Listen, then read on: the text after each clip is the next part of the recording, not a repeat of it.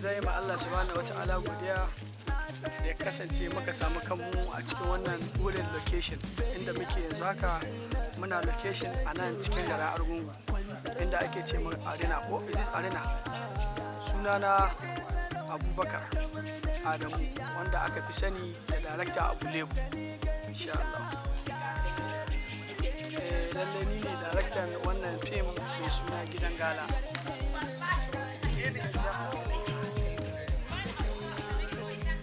To, ni dai wannan film producer ya kira ni ya ce min akwai wani aiki wanda yake so in shirya ya zamanto da cewa ya ce zai bani script.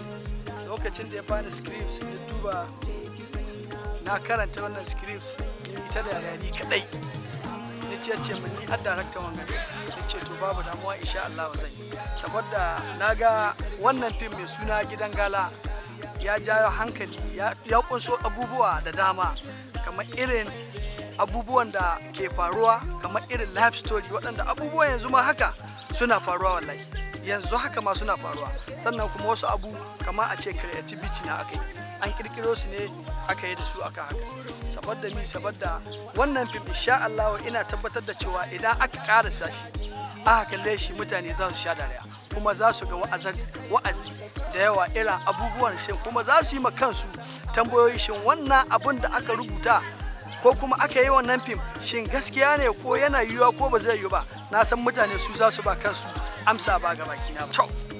Sana'a gala sana'a ce ina ganin tun cikin jahiliya period wadda mun riga mun san tun cikin jahiliya period mun samu labarinta kuma mun karance amma kuma gashi yanzu kuma mutanenmu da iliminsu da hankalinsu da tunaninsu sannan kuma ga sun sake dawowa da ita. To amma ni abinda a kira na ga waɗannan mutanen ta sana'a gala ya kamata a ce jama'a ɗebe ta daga cikin lissafin kwata-kwata saboda sana'a gala ba sana'a bace ba gaskiya saboda wannan sana'a wallahi lalatattun sana'a ta. Hawainiya baby ya sannu sai nasara da juriya kwantar da rai ki sha ruwa. Sana dai suwai ba awwal kambani ya kambaci amma an fi sani na da mai kyau. Na taka rol ɗin Jamila amma Jemi ake ce. To yana faɗakar da mutane musamman ma mata irin yawon karuwanci haka da yawon abun nan bai da amfani domin in ka je ka gama za ka rasa mijin aure gaskiya. Ina kira da mata masu harkar gala da su kiyaye wannan ba sana'a bane mai kyau kuma Allah ya shirye su. Sunana Haidar a cikin fim ɗin da muke yi. Ina taka rol ɗin Haidar.